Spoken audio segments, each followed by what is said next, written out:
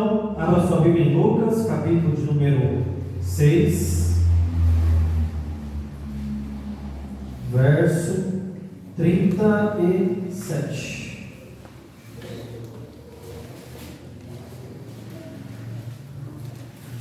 Lucas 6, 37. Mas antes, vamos fazer mais uma oração, pedindo a graça do Senhor Jesus Cristo. Senhor Deus, nós queremos nos colocar diante de Ti mais uma vez. Nos apresentamos diante de Ti, ó Pai, na esperança, na expectativa de que o Senhor possa estender as Suas mãos de graça, misericórdia para nós. E nos abençoar nessa noite com a compreensão da Sua palavra. Abra nossa mente, nosso coração, para que possamos entender e praticar. Eu oro a Deus pedindo a sabedoria do céu, para que eu possa também ministrar com clareza este assunto tão distorcido por aí, este assunto que é tomado às vezes como justificativa para o pecado, mas possamos compreender, ó Pai, que nós temos um dever bíblico de agirmos em conformidade com a Tua palavra e ter um bom critério, ter um bom julgamento. O julgamento que reflete a Sagrada Escritura é parte dessa vida cristã. Por isso, nos abençoe nessa noite de maneira que nós não voltemos aos nossos lares quando chegamos aqui. Nós sejamos transformados pelo poder do Evangelho. Em nome de Jesus Cristo é que nós oramos e agradecemos. Amém. Então abra a sua Bíblia em Lucas, capítulo de número 6, verso 37. Possamos aqui fazer a leitura da Bíblia. Amém? Vamos fazer a leitura? Lucas, capítulo número 6, verso 37 em diante. Diz assim a palavra de Deus: Não julgueis, e não sereis julgados. Não condeneis, e não sereis condenados. Perdoai, e sereis perdoados. Dai, e vos será dado. Recebereis uma boa medida, cheia, generosa e transbordante, pois sereis medido com a medida com que medis. E lhes contou também uma parábola. Por acaso, um cego pode guiar outro cego? Ambos não cairão no buraco? O discípulo não está acima de seu mestre, mas todo que for bem instruído será como seu mestre. Por que vês o cisco no olho do teu irmão e não reparas a trave que está no teu próprio olho? Como pode dizer a teu irmão: Irmão, deixe-me tirar o cisco que está no teu olho, e não enxergas a trave que está no teu? Tira primeiro a trave do teu olho, e então enxergarás bem para tirar o cisco no olho do teu irmão. Até. Queridos, eu quero hoje pensar com vocês acerca do julgamento. Então, hoje nós vamos refletir sobre o não julgueis, o famigerado não julgueis, que é tão propagado, inclusive em nosso meio. Então, veja, as pessoas elas pegam esse texto e também o de Mateus, e elas usam esse texto como um pretexto para quê? Para poder embasar os seus pecados. Então eu quero mostrar para você que nós não apenas podemos, mas devemos julgar. A Escritura nos encoraja a isso. É claro que existe um julgamento que é correto e um julgamento que é errado. Existe um julgamento que nós devemos fazer e existe um julgamento que nós não devemos fazer. Mas o que está claro é que a Bíblia não proíbe o julgamento. A Bíblia, inclusive, encoraja-nos a fazer isso. Mas é impressionante que, mesmo hoje, com os diversos recursos que nós temos, por exemplo, pregações do YouTube, sermões, literatura, há muitas pessoas que ainda não conseguem compreender corretamente o que Jesus está ensinando aqui aos seus discípulos, isto é, a mim e a você. Então, eles pegam esse texto e eles desqualificam ele para poder servir de base, para sustentar os seus pecados. Mas veja, nós precisamos entender o seu texto O texto bíblico, isso é um contexto. E o que Jesus está ensinando aqui é muito claro, é muito óbvio. O que Jesus está ensinando aqui, certamente, não é a ausência de julgamento, mas um julgamento que é pautado em critérios que glorificam a Deus. Mas existe um problema hermenêutico chamado letrismo. O que é o letrismo? É você não avaliar o ambiente que o texto está colocado, o ambiente que o texto está posto, ou você querer achar no texto e pisquires, ou seja, literalmente. E quando nós cometemos esse erro, o letrismo, nós ficamos incapacitados de compreender qual é o espírito do texto, o que ele quer nos comunicar. Por exemplo, não matarás. Será que quando a Bíblia fala de não matar, ela está dizendo que você não pode matar em hipótese alguma?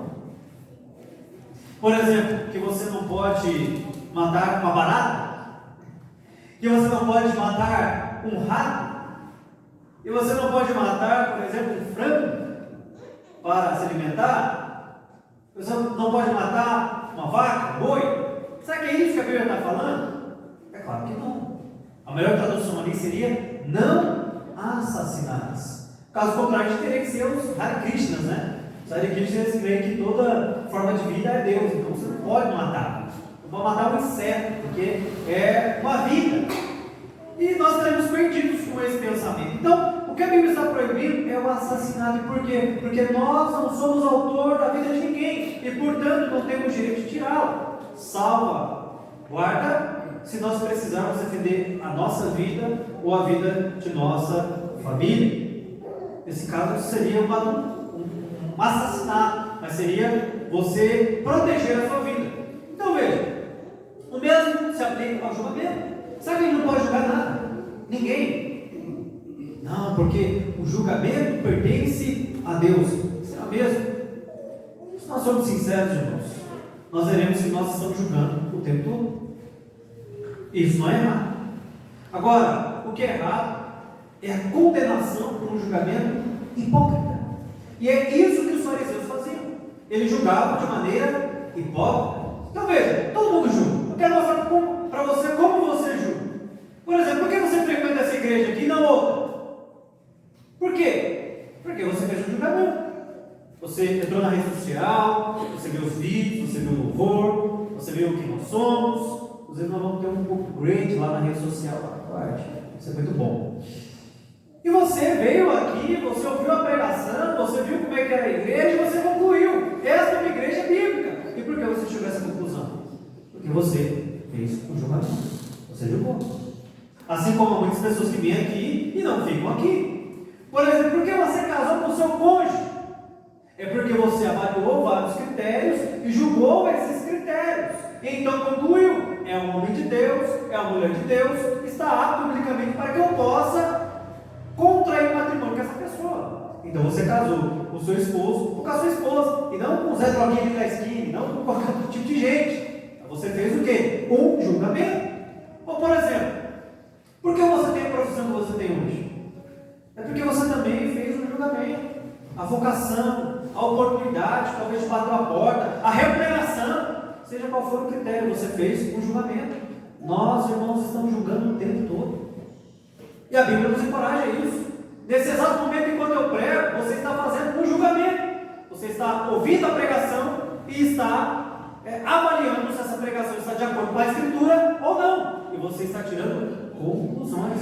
Então veja, normalmente, o não julgueis, fora de contexto, ele é seguido por um pecado de estimação. Então a pessoa tem ali um pecado de estimação, então ele fala: olha, não julgueis, não julgueis. Isso às vezes não é por ignorância, é por safadeza mesmo, é porque nós não queremos mudar, é porque nós não queremos de fato abandonar os nossos pecados. Por exemplo, se você fala mal de algo que a pessoa gosta, contra um pecado que ela pratica, aí a pessoa vai: mas por que isso? Quero dar aqui um exemplo, né? Por exemplo, eu não creio que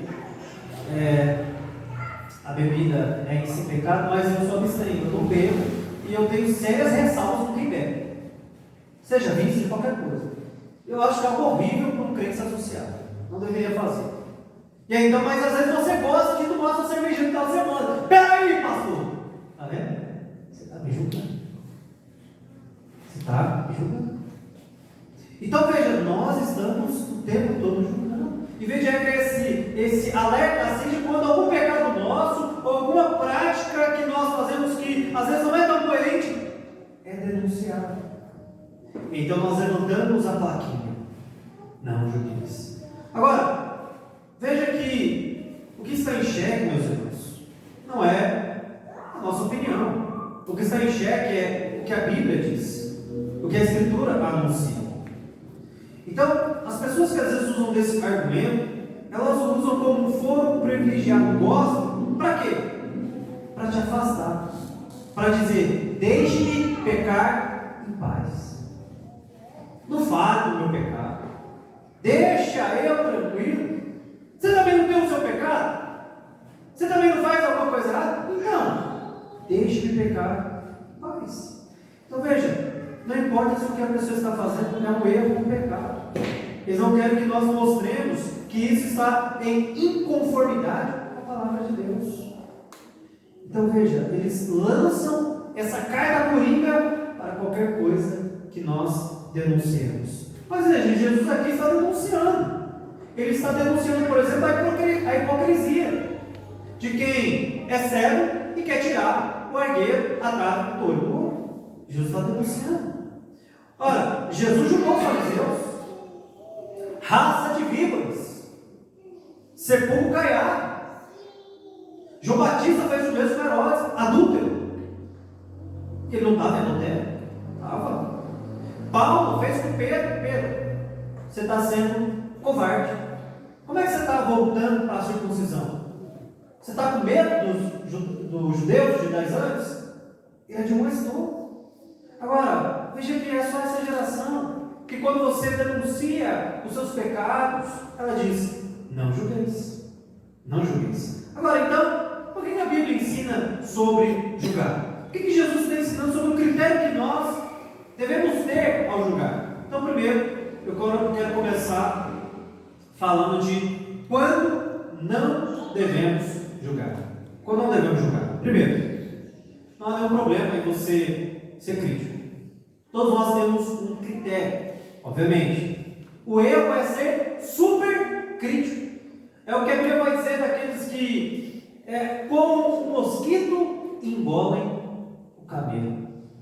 Então eles ficam observando as minuciosas questões da vida, via de regra do outro, e aquilo que de fato é importante, central, eles ignoram. E via de regra essa questão está envolvida nas suas vidas. Então, primeiro, nós não devemos dizer o que é falso.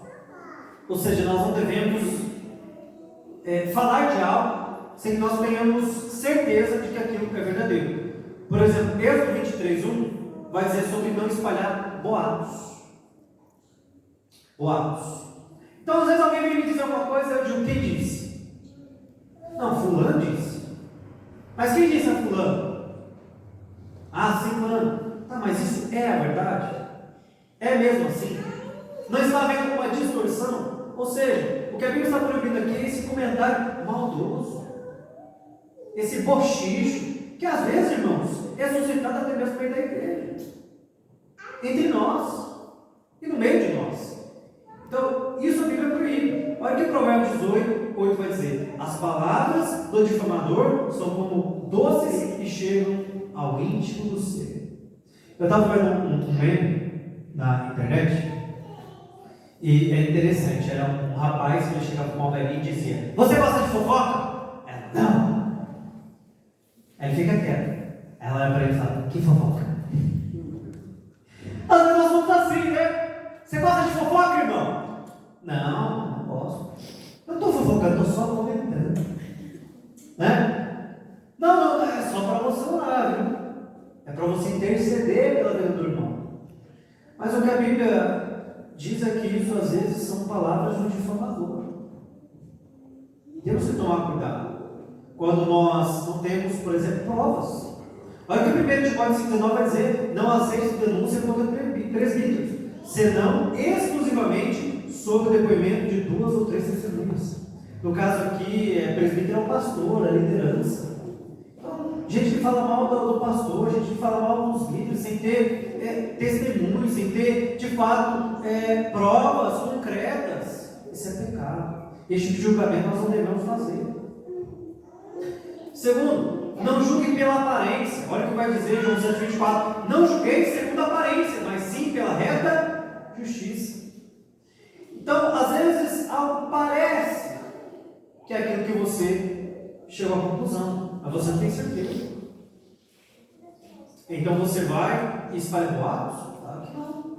As circunstâncias exteriores nem sempre, irmãos, refletem a circunstância interior. Você já deve ter visto aquele vídeo que o cara chega todo maltrapilho para comprar um carro caríssimo, né, na concessionária. Aí o que o vendedor faz? Vai embora daqui, seu mendigo!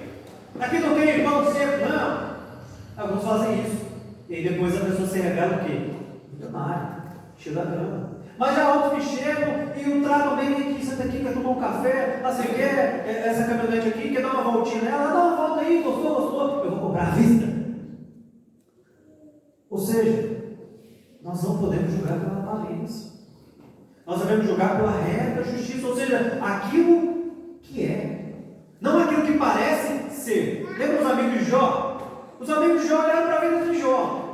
Eu sei que talvez você está lendo o livro de Jó e você fala, não, eu seria diferente. Eu seria o companheiro de Jó ali, eu seria o ombro amigo. Não, meu irmão. Talvez você seria aquele amigo lá que fala, Jó, confessa o seu pecado. Fala logo que você pecou. Admite. Porque olha, tudo parecia caminhar para isso. Jó perde os 10 filhos, Jó perde o dinheiro, Jó perde a saúde, a esposa de Jó amaldiçoa seu Deus, e as circunstâncias não parecem melhorar. Qual é a conclusão daqueles amigos? Pecou. Pecou e não quer confessar. Né? Talvez não seria isso que você concluiria? Um irmão que está em um tempo difícil, que as coisas estão dando certo, que uma sequência de tragédias tem acontecido e você fala, miserável, você não me engana não. Está debaixo da ira de Deus. Você já concluiu, já tem o seu veredito. Mas nem sempre as aparências, elas são o que são. As aparências enganam. Jó, por exemplo, tinha sido acarretado por toda aquela tragédia por soberana vontade de Deus. Deus quis que tudo aquilo acontecesse. E aí? Então não julgue pela aparência. Você precisa ter certeza das coisas. Terceiro tipo de julgamento que nós não devemos fazer: julgar o coração. Olha o que 1 Samuel 16:7 vai dizer: o homem vê o exterior, porém o Senhor o coração. Irmãos, é muito complicado porque nem mesmo nós conseguimos compreender o nosso coração. Ou seja, as nossas verdadeiras intenções e motivações. Mas tem gente que não consegue. É só Deus e algumas pessoas, né? Então veja, Samuel ele chega ali na casa, ele vê os irmãos de Davi tudo grandes, homens de guerra, e fala, vamos ver se esse aqui vai ser o rei. Mas Deus fala, olha Samuel, toma cuidado, não olha o exterior não, porque eu estou olhando o coração. É com o coração que eu me preocupo. Obviamente, eu espero que você não esteja pensando em coração no sentido do órgão aqui, né? Não estou pensando no órgão. O coração aqui é a nossa central, é a essência do nosso ser. Então, Deus ele vê isso. Então veja, o julgamento errado, irmãos, é aquele que vai e diz respeito à motivação. Por exemplo, aposto que está fazendo essas coisas para se aparecer. Olha a cara dele, olha o jeito dela. Esse tipo de puxa-saco não me engana não, rapaz. Tem intenções escusas aí, tem motivações erradas aí que é subir de cargo. Eu não faço esse tipo de coisa. Peraí, tá vendo? Você está adentrando uma esfera que só Deus consegue entrar, que é a motivação, que é o coração. Nós precisamos, irmãos, ser até os fatos. Eu quero te dar um exemplo. Irmãos, não fiquem bravos comigo. Mas às vezes você está lá com a sua esposa, sua digníssima costela perdida que foi achada, e aí você fala uma coisa. Você fala assim, eu não quero ir no shopping, não estou com vontade. Você não quer ir? Por que você não me ama? Não, só estou com vontade de ir no shopping. Não, mas você precisa dizer, está na cara. Ou seja, você está tentando o coração, né? Você entrou lá. Não é que você não me ama mais. Dá para ver. Está vendo? Você está julgando o quê? O coração. Agora o problema é porque a régua que você usa para o outro é a régua que Deus vai usar para você. Olha que problema é isso. Então a Escritura nos chama, de outro modo, a olhar mais para si do que para o outro. Irmãos, eu sempre pergunto para as pessoas algo, e se aquela pessoa me diz uma resposta, eu sou obrigado a acreditar. Se eu não tenho provas, se eu não tenho fatos que contradizem aquela resposta, eu não posso ter meu coração. Eu preciso me ater ao fato, à palavra. Pode até ser que a pessoa esteja me enganando, mas daí? Deus vai julgará. Deus é que são todas as coisas. Eu não posso adentrar a esfera do coração. E você também não pode. Então o que a Bíblia nos diz é: ora, olhe para você. Olhe para si mesmo. E por fim, o que a Bíblia está condenando aqui é o julgamento hipócrita. Ele vai até falar aqui: olha, você tem um trave no olho. E você quer tirar um cisco do olho do seu irmão? Olha para a sua vida. Olha para a sua casa. Olha para a sua família primeiro. E depois você vai tentar ajudar o outro. Ou seja, põe em ordem a sua vida primeiro. Depois você vai ser capaz de ajudar o outro. Então a figura aqui é mais ou menos um oftalmologista cego que quer fazer uma cirurgia e um paciente que tem um problema de miopia. Você faria essa cirurgia? Eu também não. Para alguém fazer uma cirurgia no meu olho, precisa estar enxergando melhor que eu. No mínimo. No mínimo. Mas muitos são assim. Veja se às vezes a gente não é assim. A gente está com uma trava no nosso olho. A gente quer tirar o siso. O problema é que a Bíblia diz que aquele que julga será julgado. Lá em Mateus 7:2. Com o mesmo critério. Então, aquele que julga deve ficar preocupado com o seu julgamento. Porque esse é o critério que Deus irá julgar. Eu gosto sempre de, às vezes, dar aos professores, né? Via de regra, o pessoal pede lá, pede mais prazo para a gente lá, para a gente entregar a prova, para a gente entregar o trabalho. Aí eu vou lá e falo: seja misericordioso. Que Deus será misericordioso com o Senhor também. Pô, apelo forte demais, né? Porque é muito forte. Ser misericordioso e tudo te pagarei. Isso é aquela escritura. E aí eles ficam, a grande maioria, né? Fica comovido. Mas a maioria, uma parte, diz que não. Hoje mesmo estava falando com um coordenador lá e ele falou: o prazo é tal. Se precisar de mais, entregue atrasado. Ok, tá bom. Mas veja de regra, irmãos, você apelar para a misericórdia é algo bom, porque todos nós precisamos de misericórdia. Você não gostaria que as pessoas olhassem para você e julgassem você com misericórdia? Esperando o melhor e não o pior? Eu gostaria. Portanto, você também assim deve ser. Você deve ser misericordioso no julgamento do outro, sabendo, irmãos, que às vezes nós temos traves em nossos olhos. E nós precisamos tirá-las. Sabendo que às vezes aquilo que nós estamos encrespando é apenas um cisco. Agora, o que é de sério nesse texto é que ele está dizendo que o nosso próprio julgamento é que vai nos condenar. Portanto, prefira ser benigno. Veja, por exemplo, Davi. Lá em 2 Samuel 12, a gente tem a história de Natan e Davi. Davi tinha pecado com Batseba, e aí não satisfeito ele chama Urias, tenta enganar ele, não consegue, dá a carta para que ele vá, e fica ali na infantaria, na explosão, morre, e ele está lá de boa. Se casa com Batseba, ainda eu fico imaginando a cena. Nossa, como Davi é honrado, né? O marido dela morreu em guerra. E o que ele faz? Ele está cuidando da esposa de Urias. Imagina as pessoas achando que Davi era um cara, um rei bondoso. Mas no fim foi Davi que mandou matar Urias. E ele estava lá de boa, com Batseba, tranquilo. Ela grávida. E então Natan chega e fala: olha, Davi, é o seguinte, tinha um homem que ele só tinha uma ovelhinha. E tinha outro homem que tinha várias ovelhinhas. Aí aquele homem que tinha várias ovelhinhas, Davi, mandou pegar a ovelhinha daquele que só tinha uma. O que você faria com um homem desse, Davi?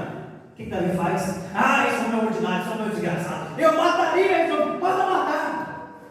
E aí o que Natan fala? Pois bem, o homem é tu. E naquele naquele momento as escamas caem dos olhos de Davi. E ele enxerga a si mesmo. Mas veja, Davi estava todo atolado em pecado.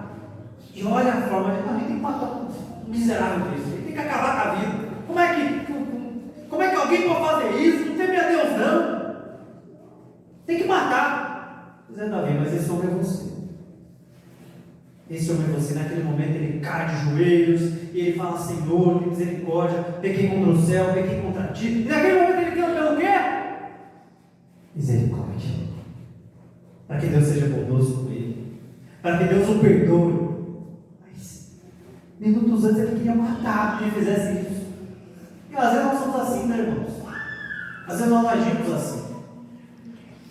Condenamos o próximo e fazemos vistas grossas para o nosso próprio erro. Seria mais ou menos o Edir Macedo chamar o Ernesto Gesópolis de herege. Tem sentido? Claro que não. Ou então, o Lula condenar pessoas honestas e chamá-las de corruptas. Teria sentido? Ou então o casal Nardoni apresentando Criança Esperança. Quem você acharia da cena dessa? Suzana Richthofen fazendo comercial no Dia dos Pais. Não tem sentido algum.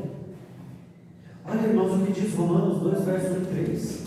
Portanto, és indesculpável, ó homem, quando julgas quem quer que sejas, porque no que julgas a outro, a ti mesmo te condenarás, pois praticas as próprias coisas que condenas.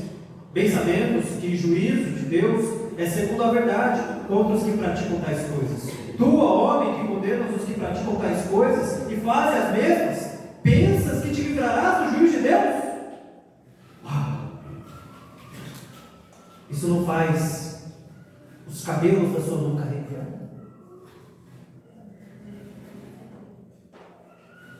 Você pensa que você está julgando o outro e praticando as mesmas coisas e Deus não está vendo isso, não lhe terá juízo? Isso não faz te tremer? Não faz você pensar duas vezes? Claro que faz. Porque é o seguinte: nós não conhecemos a totalidade do outro, externo, interno, o ser como um todo. Mas nós temos um problema porque Deus os conhece como um todo, interno, externo. Então tome cuidado. Segundo, quando e como devemos julgar? Então, eu falei aqui um pouco para vocês quando não devemos julgar. Agora, quando e como devemos julgar? Você não pensa.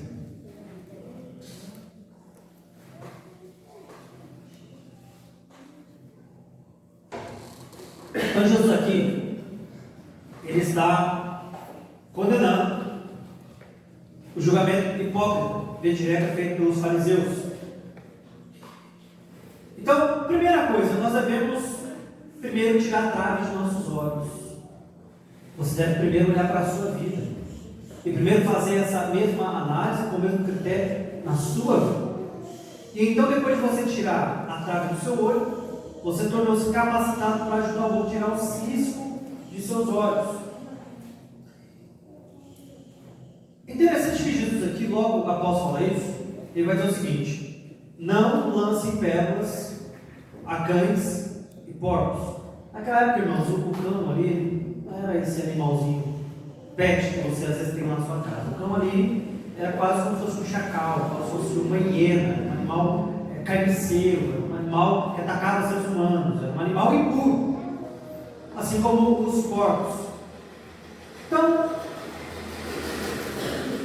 veja, o que Jesus está dizendo aqui é que como nós discernimos o julgamento e como nós julgamos e a quem julgamos. Porque existem momentos que está o julgamento que visa a restauração, que visa a reparação, que visa o auxílio, nada mais é do que desperdiçar tempo, força. E portanto, nós não devemos fazer. Então veja, eu lembro uma vez que a gente foi fazer um evangelismo e foi muito engraçado. A gente saiu e tinha pouco movimento, a gente falou, tem um bar ali, uma adega, vamos evangelizar lá? Irmãos, que burrada. Aí eu falei, ô irmã, só vez de evangelizar, fala aí. Aí a irmã começou a falar, olha, isso. Aí o Beto olhou para a irmã e falou assim, você tem uma cara de quem fez um monte e aprontou um monte. Ou seja, a gente foi um ambiente ali que não era propício a evangelizar, certamente. E eu quero para ser um evangelismo ali, foi uma cena traumatizante, né? Mas é isso que a Bíblia está falando. Tem pessoa, tem gente que não vale a pena você sentar e falar, olha, isso. Então, a Bíblia vai dizer o seguinte, julgue. Porque às vezes é pecado não julgar. Mas tome cuidado, porque às vezes não convém julgar. Às vezes não é isso, às vezes não adianta. Então, biblicamente, algumas coisas nós somos ordenados a julgar. Por exemplo, 1 Tessalonicenses 5, verso 20 e 21. Julguem a doutrina. A Bíblia vai dizer, não desprezem profecias, mas examinando tudo com o seu temor. Então, o que eu estou pregando aqui, você deve julgar? É claro que sim, você deve julgar. A Bíblia vai dizer em João 4:1, julguem os espíritos ou profetas. Você deve julgar o pregador também, não só a pregação, o pregador. 1 Coríntios, capítulo 14, verso 29, julgai as profecias, e 2 ou 3 profetas falam, os outros julguem o que for dito. Ou seja, mais uma vez, julgue a pregação. 1 Coríntios 5:12, a Bíblia vai dizer ali, vai trazer um relato de um jovem que adulterava com a sua madrasta. Olha o que a Bíblia vai dizer. Pois, quem lhe importa julgar os que são de fora? Os imundos, os ímpios? Não julgais vós os que são de dentro? Ou seja, os irmãos. Mas eu julgo os que são de fora. Expulsai esse moral do vosso meio. Ou seja, Paulo julgou ali. Pega esse rapaz aí, expulsa ele do vosso meio. Vocês estão perdendo tempo julgando o porco, o cão, o imundo.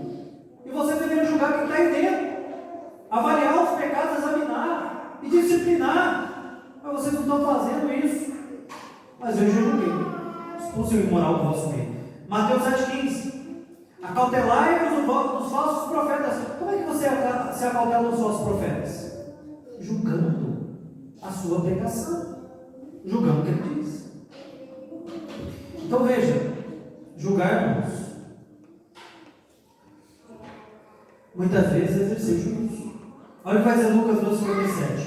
E porque não julgais também por vós mesmos o que é justo? Você tem que fazer um juízo sobre aquilo. O que é justo? E é claro que o nosso parâmetro é sempre a Sagrada Escritura. O que é justo? Aquilo que a Bíblia diz que é justo. O que é injusto? Aquilo que a Bíblia diz que é injusto. É separar, irmãos, o certo e o errado. O lobo da ovelha. É isso que nós devemos fazer. Ou seja, nós temos autoridade para poder julgar e às vezes até exercer juízo sobre algumas questões. Como a gente viu aqui em 1 Coríntios 5, Paulo diz, expulse o malfeitor do vosso meio. Aí depois ele se arrependeu, de fato, e foi restaurado. Porque para isso serve a disciplina, para restauração. Os crentes de Bereia, Paulo estava pregando que eles estavam fazendo o quê? Julgando. Olha o que vai dizer Apocalipse 2:2 sobre a igreja de Éfeso. Ao anjo da igreja em Éfeso escreve: conheça as tuas obras, tanto o teu labor como a tua perseverança, e que não pode suportar os homens maus, e que puseste à prova os que a si mesmos se declaram apóstolos e não são, e os achastes mentirosos. Então, como é que chegaram a essa conclusão? Que eles eram falsos. Julgando, irmãos. Julgando. Está vendo a importância de nós fazermos isso? Quem não gosta disso é quem deve. Por exemplo, a pessoa está lá, vivendo uma vida pilantra, imoral, uma vida bandida. E aí ele diz: olha, não julgueis. Aí você vai confrontar esse pastor. E ele fala bem assim para você, olha bem para você nos seus olhos. Ele finge o rosto e ele diz o seguinte: eu já vi gente morrer com esse tipo de afronta da sua parte. Não se meta com o jeito de Deus. Você me entendeu? Olha, tem algo errado aqui. Ou seja, o que esse pastor está dizendo me deixa pecar em paz. Dos seus pecados cuido eu, dos meus pecados cuida Deus. É assim que a Bíblia nos ensina. Dos seus pecados dos seus pecados eu cuido, e dos meus pecados você cuida também. É assim, irmãos, que a Bíblia nos ensina a fazer. Todos nós temos autoridade para chegar uns nos outros e biblicamente nos exortarmos. Mas veja o quanto nós não gostamos disso, de sermos julgados, de sermos examinados. Olha, eu sempre tenho algo comigo. Quando alguém chega e me traz algo, primeiro, orar. Segundo, examinar. E terceiro, concluir. Às vezes eu estou certo. Poxa, acho que eu vou estar errado ali. E às vezes eu estou errado mesmo. Qual é o problema? Qual é o problema de você estar errado? Há muitas coisas na sua vida que são erradas. E aí? Alguém precisa chegar e falar: irmão, está errado. Irmã, está errado. E aí você então, a partir desse anúncio, você pode avançar, você pode melhorar, você pode progredir, você pode se tornar mais puro, você pode se tornar mais santo. Olha que bênção é. Olha que bênção é. Agora, existe uma frase do Paul Washer que eu acho bastante forte. Olha o que ele diz: quando as pessoas dizem não julgue para não ser julgado, eu respondo: não destrua essas escrituras para que não se igualem ao diabo. Olha que forte isso. Olha que forte isso. Irmãos, se você não julgar, às vezes você vai ser uma vítima fácil do falso mestre. Você precisa julgar até para que eu não te engane. Pode ser, um dia eu me corrompi, e eu estou aqui pregando lorota, e você está aí só, sim senhor. Em vez de você estar com a sua Bíblia na mão, e falar: peraí, opa lá, vejam bem. E aí? Você precisa julgar, inclusive, para não ser enganado. Por mim. Pela pregação. Ah, mas só Deus pode julgar. Isso não te dá medo? Uma vez eu conversava com alguém e ela me dizia exatamente isso: não, mas é Deus que julga o meu coração. Eu respondi exatamente isso para ela. Isso não te atemoriza? Veja, se eu que não conheço o coração, então só os frutos, suas atitudes, eu cheguei a essa conclusão: imagina Deus que conhece o seu interior. Isso não te assusta? Porque se não te assustar, você está em uma insensibilidade ao seu pecado terrível. Terrível. Mateus 18 nos fala sobre isso. Se teu irmão pecar contra ti, o que você deve fazer? Comentar com o outro? Postar no Instagram? No stories do WhatsApp? Você deve ter com ele. Você deve falar com ele. E se ele não te ouvir, pastor, não me ouviu, não é? Você leva mais um. Leva um livro. Leva o pastor. E se ele não ouvir, aí você leva a igreja. Considera como gente pública. É assim. Irmãos, a verdade é que há pessoas aqui que vão nos ouvir, vão aceitar a repreensão. E há pessoas que não vão. Fato. E aí? E aí Deus vai tratar com essas pessoas. Nós, pastores, irmãos, nós temos o dever moral e bíblico de combater e mostrar o que é o erro, o que é o falso, o que é o pecado. É nossa obrigação. É nosso dever. É para o seu bem, é para o bem da igreja, quando nós procedemos assim. Agora, sabe como você discerne o falso verdadeiro? O falso ele nunca julga. Cuidado, irmãos. Cuidado. Que vem de regra, a gente também está escondendo vários pecados. Vários pecados. Por fim, eu quero te dar algumas dicas para você então ser um bom julgador. Primeiro, tenha cautela. Não julgue nada ao seu tempo. Avalie, pense, ore. Eu sempre procuro agir dessa forma. Sempre que consigo. Eu nunca vou te repreender, te chamar a atenção por algo que você fez uma vez. Eu estou ali observando, você fez uma vez. Observa, poxa, isso não foi muito legal. Mas fez 2 vezes, 3 vezes, 4 vezes, eu falo, bom, eu acho que aqui já não é um acidente, já não é um deslize. Isso é um hábito. E é um hábito pecaminoso. E eu, como pastor, não tenho como, não tenho opção. Eu vou ter que chegar até você e falar, irmão, isso que você tem feito é pecado. Você não está percebendo? Muito amor não é desse jeito, né? Os dois pés no peito. Mas, com carinho de amor, eu vou te mostrar ali, olha, você não pode fazer isso. Não tome cuidado para ser precipitado. Você pode arruinar até a sua própria vida ou a vida de outra pessoa, que é pior. Lembra? Por exemplo, você tem as redes sociais aí, tem um monte de fake news. Você vai postar alguma coisa? Olha, vai lá na fonte, pesquisa, vê mais vídeos, pergunta para alguém antes de você sair postando. Porque você pode incorrer aí. O problema é isso. Segundo, não seja hipócrita. Olhe primeiro os seus pecados, em vez de ficar preocupado com o pecado dos outros. Essa é a segunda dica. Mas a gente precisa ter um senso de exame próprio, de autoexame.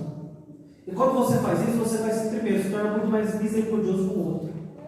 Quando você vê que você tem a necessidade de falar com o outro, você vai com amor, você vai com benignidade, você vai buscando entender.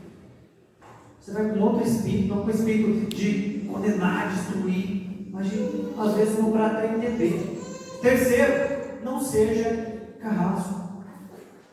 Então, às vezes nós fazemos julgamentos pesados, coisas que não são centrais. Nós exigimos todo o peso dos nossos dessabores de alguém. Por exemplo, a pessoa está lá, está chegando, fala línguas estranhas, essas pessoas são blasfêmios, são elogiados, do capiroto encarnado. Calma, mas a pessoa só não tem conhecimento bíblico. Às vezes interpreta errado sobre aquele ponto central, sobre aquele ponto que não é nem central, na verdade, na fé. E aí você já vai com os 2 pés no peito, e aí você, em vez de ganhar aquela pessoa, o que você fez? Você afastou, você perdeu. Lembra, irmãos, a gente quer sempre ganhar as pessoas, não ganhar das pessoas, entendeu? É diferente. A gente quer ganhar as pessoas, a gente quer se aproximar das pessoas, a gente quer instruir. É um exercício de amor, não um exercício de gladiadores e o coliseu romano, onde o objetivo final é você vencer a pessoa e vê-la no chão, agonizando.